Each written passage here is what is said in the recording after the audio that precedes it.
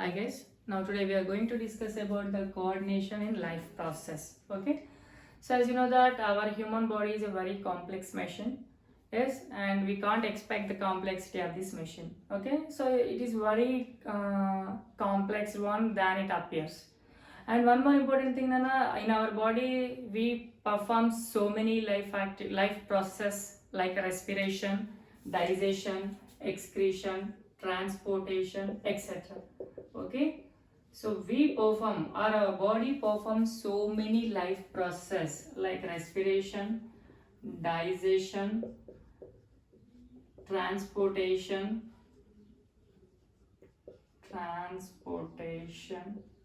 and excretion, etc.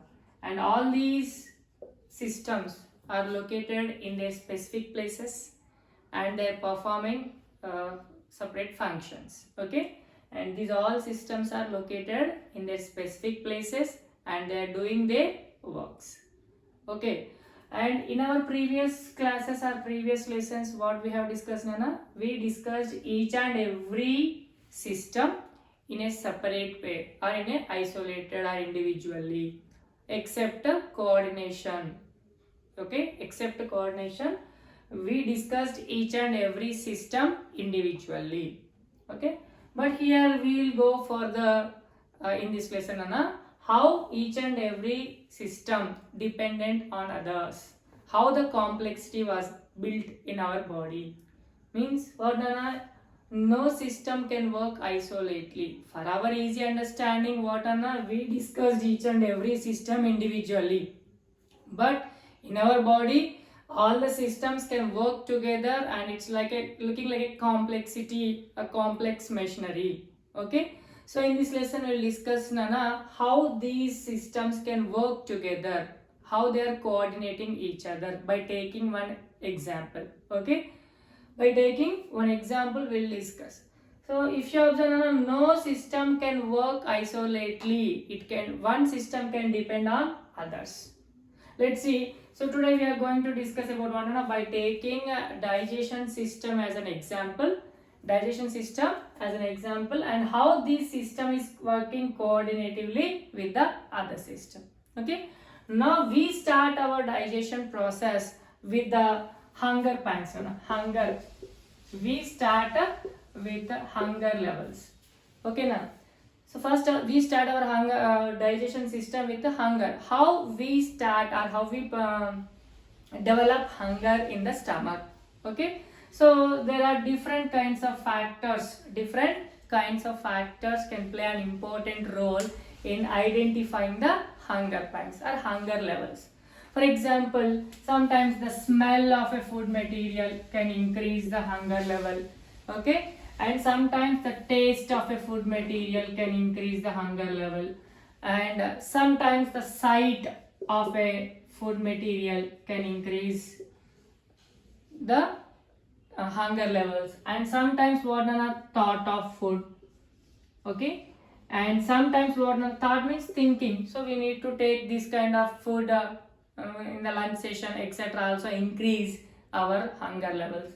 And even when we are tired or exhausted with any work, and one more important thing, a need of food. So generally these are the factors can affect the hunger level in the body. Okay, so we start our digestion system and how it is coordinating with other systems with hunger level means consuming of food and also utilization of the food. How digestion system starts means hunger level, how the hunger level increases, and consuming of food and also final utilization of the food we'll discuss in this lesson. Okay, Nana. Now along with these factors, one more important factor also helps in increasing the hunger level, Nana, that is lies the physiology of the blood circulation system. The hunger level also influenced by what, Nana? The blood circulation system. Okay, how the physiology of blood circulation system influence the hunger level. So generally blood carries blood carries the different kinds of materials from one cell to another cell, from a digestive system to other cells, etc. In that, one of the important material what known as sugar. One of the important material, sugar. So from the digestive system, blood carries the sugar and other nutrients to each and every cell for energy production. Okay, if the level of sugar falls down in the blood, if the level of sugar falls down in the blood, immediately we develop what known as hunger pangs. We develop hunger pangs. Okay, now. So what is mean by hunger pangs? The movement of stomach and intestinal wall starts to move, so that are called hunger pangs. So along with this, the time of sugar level, whenever the sugar level drops in the blood, so same time whenever the stomach is emptied, one more chemical or hormone, protein rich hormone released into the stomach, Nana, that is called ghrelin. That is called what, Nana? Ghrelin. So this chemical hormone or chemical will release into the stomach and it triggers the stomach walls. It triggers the stomach wall. Stomach walls contains what, Nana? Lot of neurons. Stomach wall contains lot of neurons or nerve cells. So these neurons carries the information about the hunger to the brain. So whenever the ghrelin hormone released into our stomach by stomach walls, okay, what happens now? Neurons are triggered and they carry the information in the form of impulses to brain. In the reverse, brain produces what, Nana? Their response. Brain produces a response to the stomach to release certain type of juices for the digestion process. Okay, and these hunger pangs lies up to 30 to 45 minutes, Nana. 30 to 45 minutes. Hunger pangs lies in our body 30 to 45 minutes because of ghrelin hormone. Okay. So after that, what happens? Slowly or gradually the hunger pangs will decrease. Okay. Then whenever, if you are feeling very hunger, so you have filled your stomach with a sufficient food material. Okay. Whenever your stomach filled with sufficient food material, another chemical released into our body to suppress the hunger level and to make you saturated with the food material. So that is called leptin. What is that called, Nana? Leptin. Whenever your stomach is filled with a sufficient food material, another chemical released into the stomach called leptin, and it influence what, Nana, or it suppress the hunger pangs. Okay. Now one more important issue about the stomach, Nana. So if you are feeling very hungry, but unfortunately the food which is available in front of you is a stale food. Stale food means what, Nana? Spoiled food material. So even though you are very hungry, your body rejects that stale food. Means that poisonous food or spoiled food is not accepted by our body even though we are feeling hungry. Okay. Now next, these hunger levels also depend on what, Nana? Taste and smell we discussed. By taking some examples, we will conclude that, Nana. Okay, taste and smell. Taste and smell.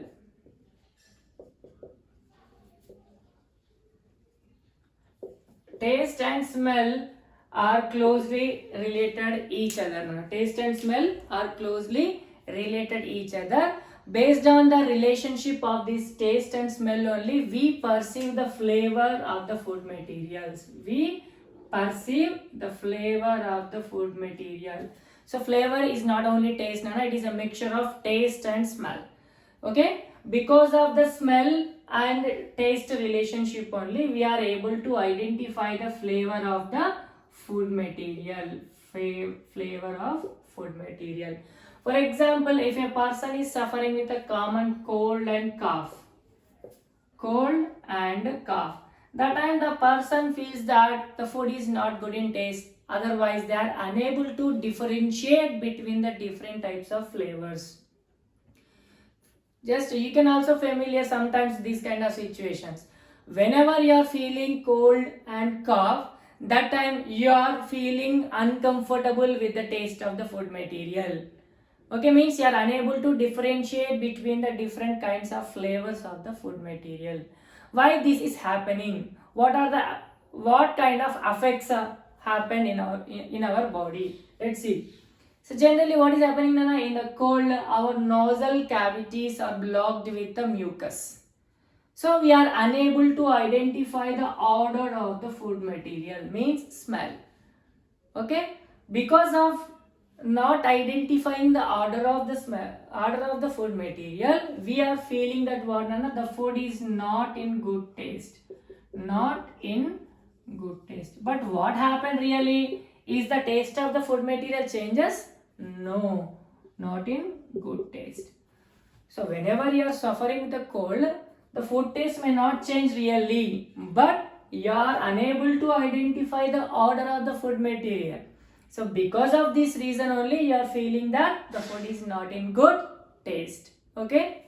Now one more important thing Nana, the taste is dependent on what Nana, different types of differentiated chemicals. The taste is based on the differentiated chemicals present in the food material. For example, what are the different kinds of tastes available in our surroundings Nana, or in our daily life? How many types of taste we perceive? So first one, very frequently we are using sugar, sugary, salty, yes, sour. Sugar is also called as sweet. Okay, sour. Next, bitter. Okay, now next what Nana? Umami taste. Generally, the raw meat contains umami taste. Nana, this is called a Japanese taste. What is this called, Nana? Japanese taste. So these are the general examples of chemicals present in the food material to make it a taste. Okay, now. Then how we are able to identify the taste of the food material, or how we are able to identify the smell of the food material? Let's see. By taking some examples or by doing some activity, we will understand that one, Nana. So for this, we need to perform some activities, Nana. And before that, before going to start this activity, we need to close our nose, two nostrils with the left hand, Nana. Okay, for few seconds or few minutes.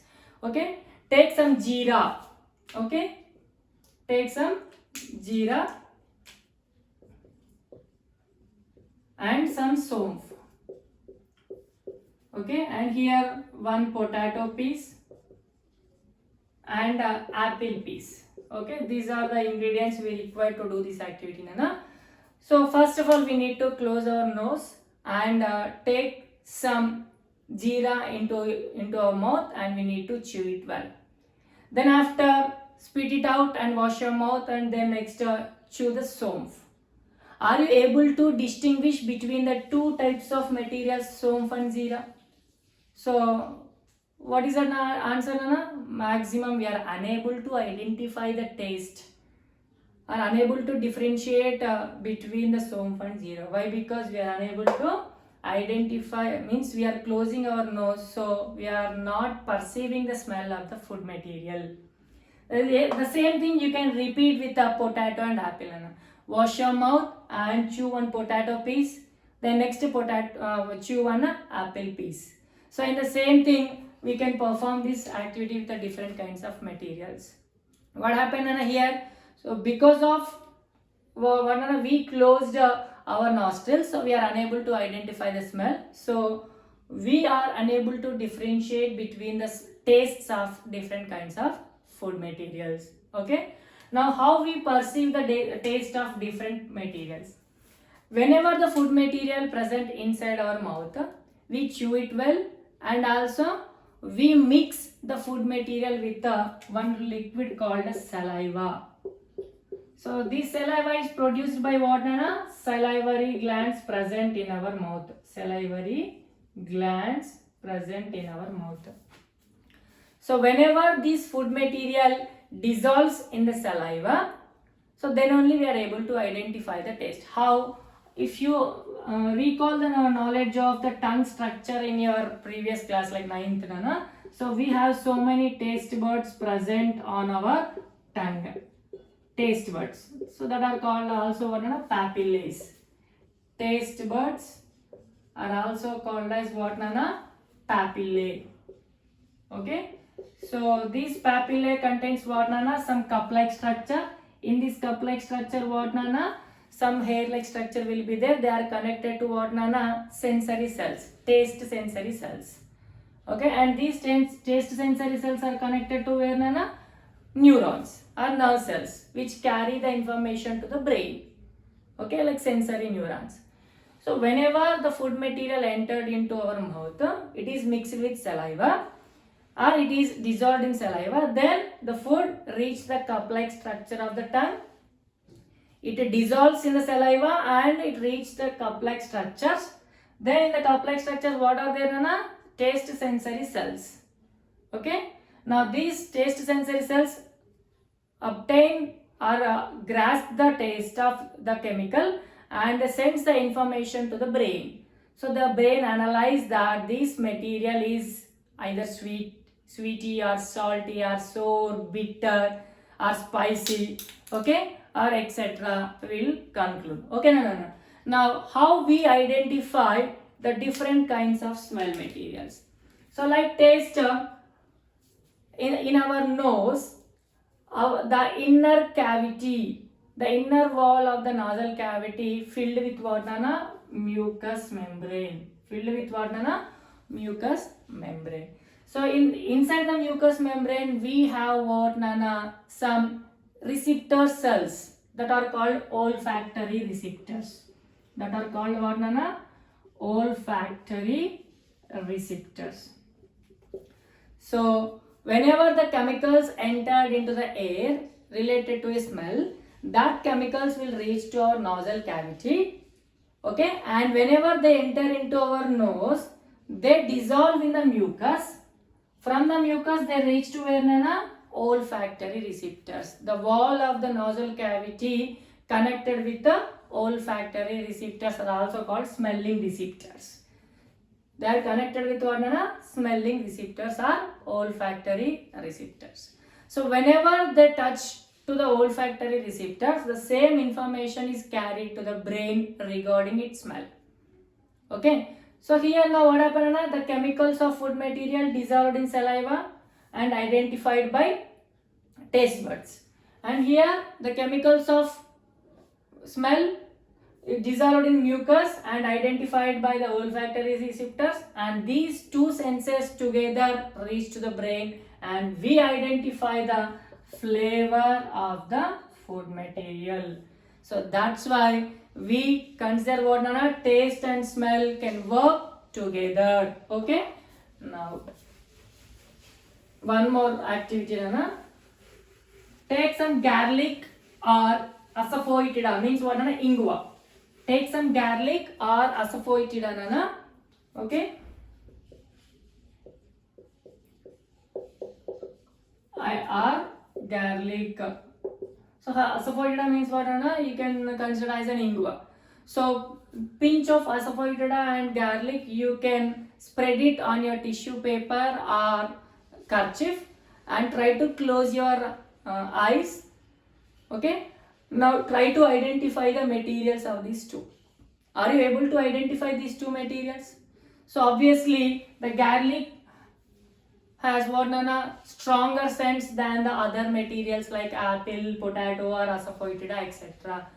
Okay. So we are able to identify some materials by their scents also, means by their chemicals. Okay now.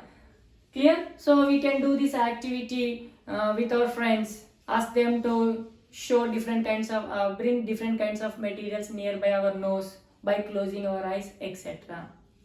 Okay. So here, what, Nana? If we don't have any idea about one food, so generally our friend asks us to combine for have a lunch in a hotel. So we don't know about the food material. So here what we use, Nana, if we don't have the knowledge of the food material, simply we use three senses. What, Nana? First one, smell. Okay, now, so our olfactory receptors identify the smell and we first taste it with the tongue, okay, with the help of taste buds and sight of the food material. So whenever we don't have a knowledge about the food, we use these three different kinds of, what, Nana? These three different kinds of food material senses to identify the taste of the food material or to have the food material. Okay, now next. So whenever we are eating the food material, we use smelling and taste and sight. Because of these three only, we able to take the food material or we reject the food material.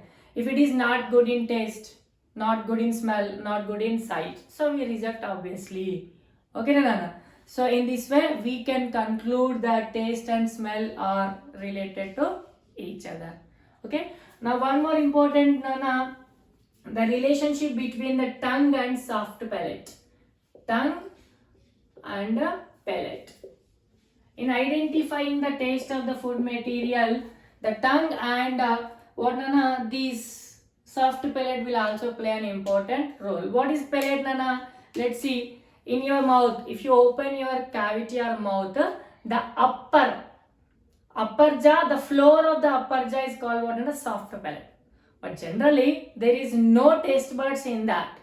But how we are able to identify the taste with the help of palate? So for this, a small activity we need to do, Nana. Take some sugar crystals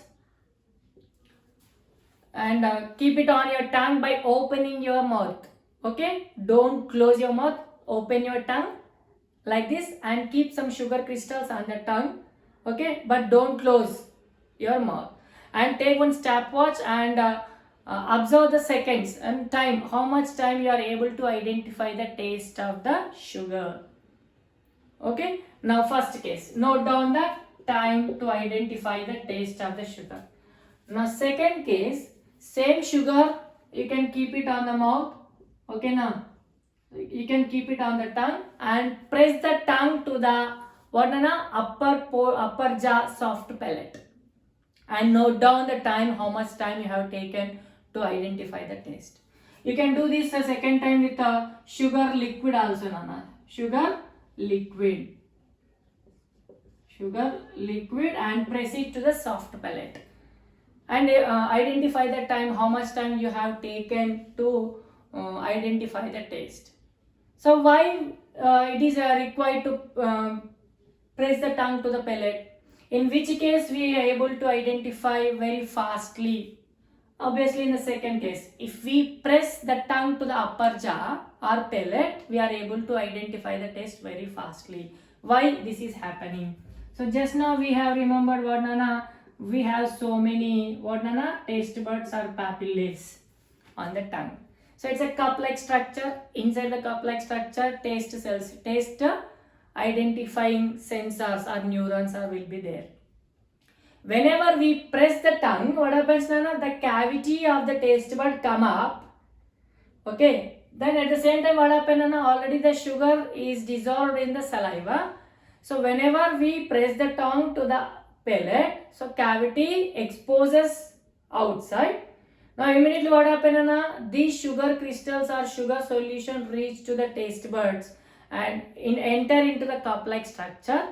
And directly they touch to the what, Nana? Taste identifying sensor cells, taste sensor cells. Okay, na? So indirectly the information about the taste or sweetness reach to the brain.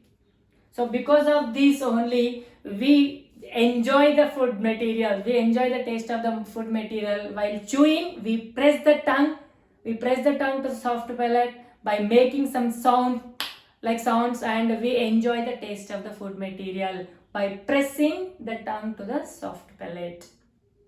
Okay, now so this is about the identifying the taste of the food material. Now whenever the food enters into the mouth, what happens to the food? Okay, So for example, you know that already we have teeth in our mouth which are helping for the chewing of the food material. So if you lost some of your teeth in an accident, how would you feel? Are you able to chew it well? No. Okay, so what is happening in our mouth? Let's take some examples by doing one activity. Why we need to chew the food material? So if we swallow the food material without chewing, what happens? So for this, Nana, we need to take 2 beakers. Otherwise, if beakers are not available, you can take 2 bottles and cut their necks and use that bottles as a beakers, Nana. So fill half of the beaker with a vinegar solution in beaker A, and in beaker B also fill with a vinegar solution. Vinegar.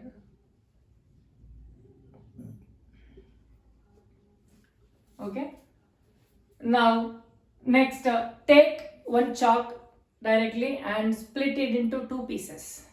So keep directly one piece of chalk in the beaker A and crush the chalk piece into some pieces and keep that chalk pieces in the beaker B.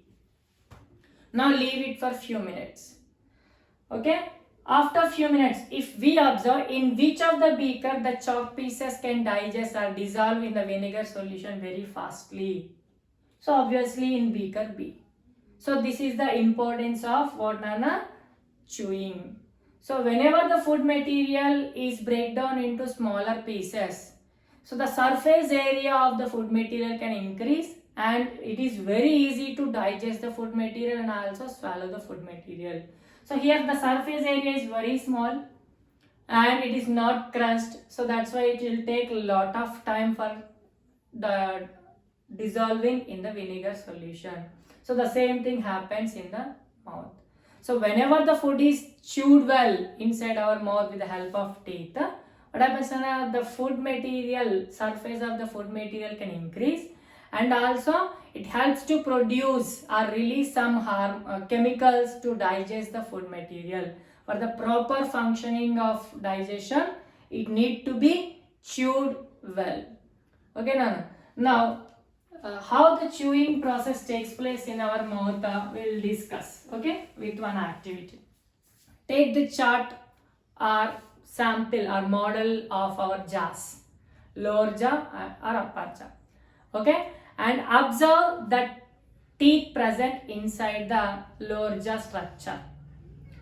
So what we observe is generally how many types of teeth we'll see, and are all the teeth have same shape and structure? Do they have any relation between their shape and function? So generally we need to clarify these kind of doubts. So how many types of teeth we have in our body, Nana, in our mouth, Nana? Generally 4 types of teeth. Okay. So if it is a lower jaw, okay, now we have, Nana, 4 types of teeth. The front teeth what, Nana, called incisors, okay, or incisors. Incisors or incisors. So very sharp and very sharp teeth, Nana. Very sharp teeth, Nana. So they help us to cut the food material. Means, for example, if you observe the grazing animals, they cut the leaves and grass with the help of these incisors only. Very sharp to cut. Okay.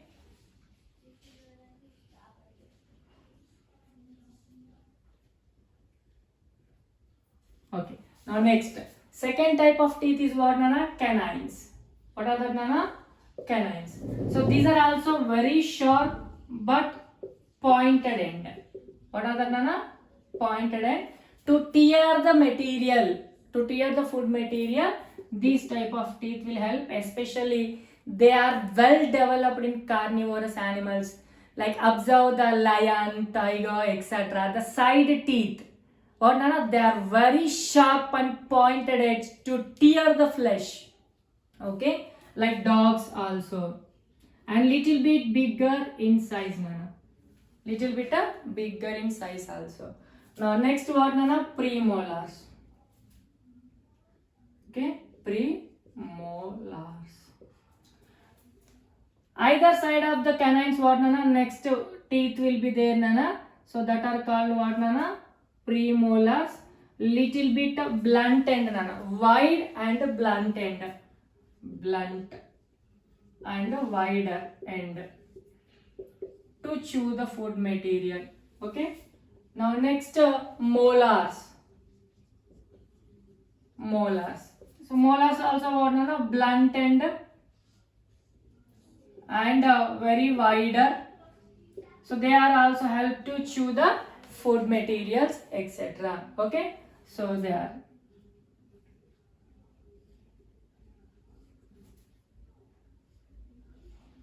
are also very blunt end. Okay now, molars. Okay, so if you observe each and every jaw, how many teeth will be there? The total teeth of our human body nana, 32. So each jaw contains what nana, 16. Okay, so here how many incisors, canines, premolars and molars? To easy identification of this number, we identified one formula nana, dental formula. Okay, we are using what nana, one dental formula for easy identification of these all the 4 types of teeth nana, that is 2 1 2 3 by 2 1 2 3. So what are these 2 1 2 3 nana? For example, if this is a lower jaw, one side of the lower jaw 2 1 2 3 and one side of another side of the lower jaw 2 1 2 3. So upper jaw 2 1 2 3, other side of another side of upper jaw 2 1 2 3. So 2 incisors, 1 canines, 2 premolars, 3 molars. The total into 2. Each jaw 2 sides. So for example, what nana, 4 2 4 6. Total 16 in the upper jaw and 16 in the lower jaw. 4 2 4 6. So this is called a dental formula. So these teeth will help in what nana, chewing the food material. So along with these teeth nana, one more important factor or one more important part will also play an important role in chewing the food. Okay, the lower jaw muscles contains what nana, some circulatory muscles. Inside the mouth we have some circulatory muscles, and these muscles help in moving the jaws and chewing the food material. So this lower jaw contains what nana, circulatory muscles. That muscles can spread the food material equally throughout the cavity. And if you observe in our 2 jaws, only lower jaw can mobile. It can move what nana, forward and backward, up and down, like this. For example, you can observe the movement of lower jaw in the masticating animals or ruminating animals like grazing animals. So the jaw can move up and down and left and right, like forward and backward. Okay, these muscles can help to move the food material evenly onto the teeth for crushing. Okay, and at the same time, salivary glands present in our mouth mixes with the food material and makes it very slippery. And at the same time, what another? Jaw muscles and also tongue and also saliva. So these 3 together work in our mouth. Saliva mixes with the food material, makes it slippery. Okay, and the tongue what nana, moves the food material evenly onto the teeth equally for crushing and chewing, grinding, etc. Okay, and also produce saliva. And the jaw muscles, circulatory muscles, can also spread the food material equally into the throughout the cavity onto the teeth for easy grinding of the food material. Okay, and all these functions are under the what nana, movement of muscles and etc. are under control of what nana, autonomous nervous system. Okay, and even that signals, for example, hunger signals, how the hunger signals will raised because of ghrelin hormone. Whenever the ghrelin hormone released, what happens nana, they triggers the nerves, they triggers the stomach nerves to send the signals to where nana, brain. In this case also, The signals are worked under control of autonomous nervous system and along with one 10th cranial nerve. 10th cranial nerve called vagus. Okay, so this is called what? Thorough. With the help of jaw muscles, tongue and saliva, the food is completely chewed well, okay, and grinded well, and it mixes with saliva and somewhat it becomes slippery and smooth, nana. Then that is called what, nana? Bolus. Now whenever the food is inside the mouth or bolus, the bigger particles of carbohydrates are started digestion inside the mouth. Okay, so partial digestion also starts in the mouth. How it starts? What kind of role in the digestion of carbohydrates of saliva? To understand this, we need to do one small activity. Okay, so what is that activity, Nana? For this, we need to take one test tube.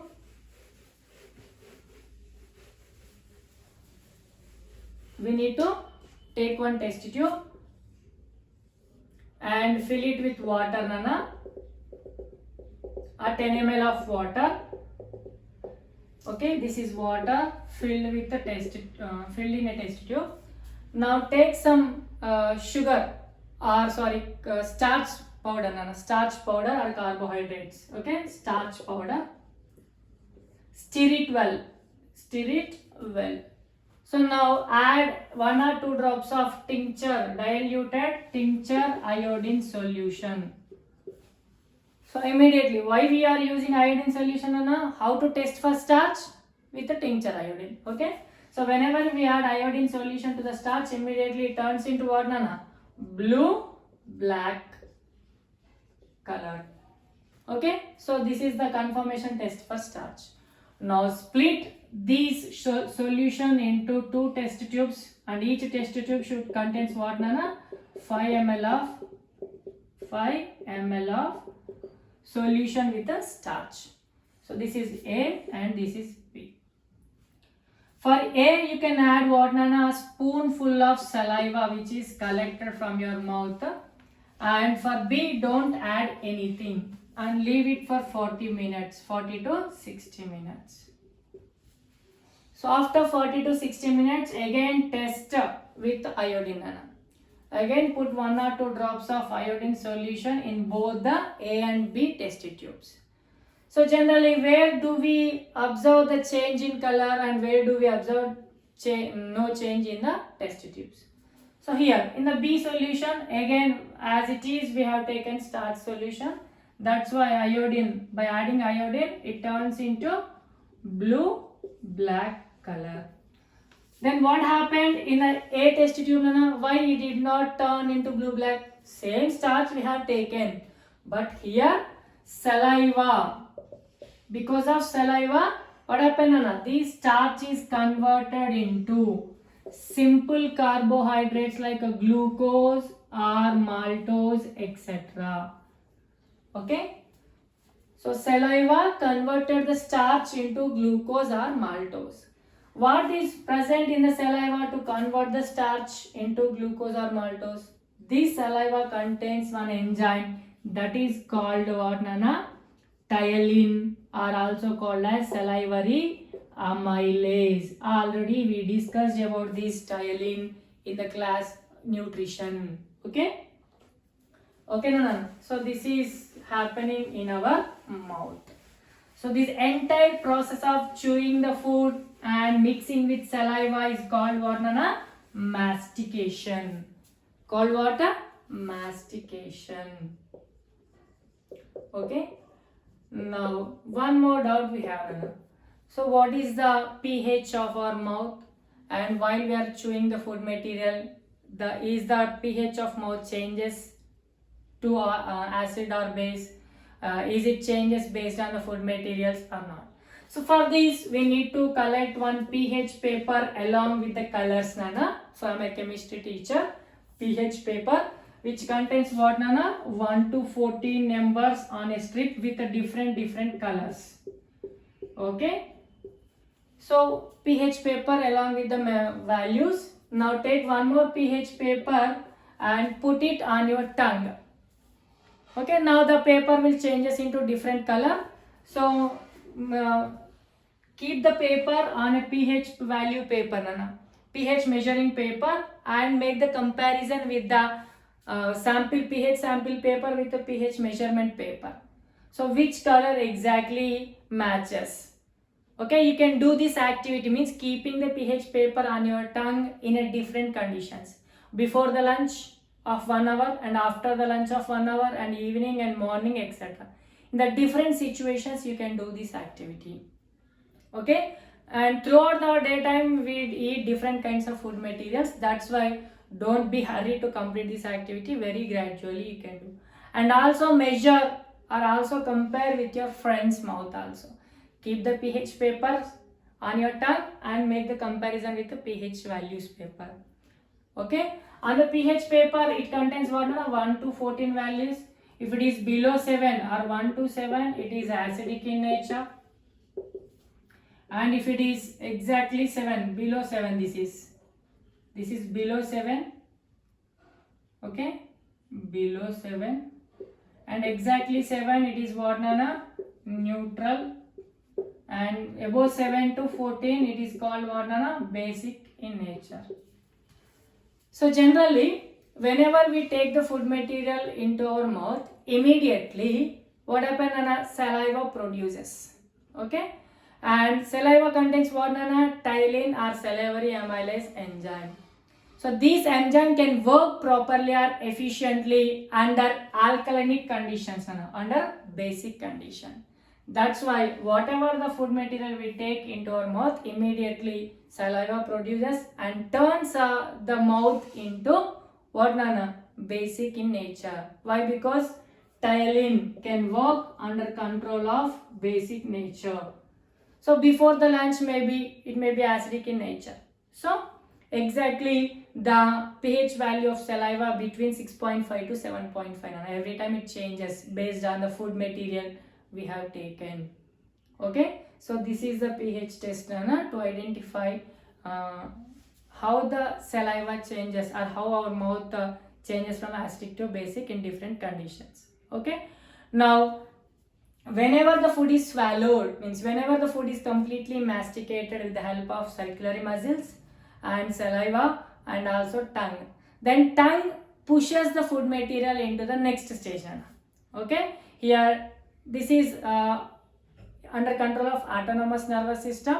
Okay, now so tongue pushes the food material into the next stage, that is called esophagus. Okay, now the structure of esophagus and the function of esophagus and how the food material will reach to digestive system we'll discuss in the next class. Until then, thank you guys.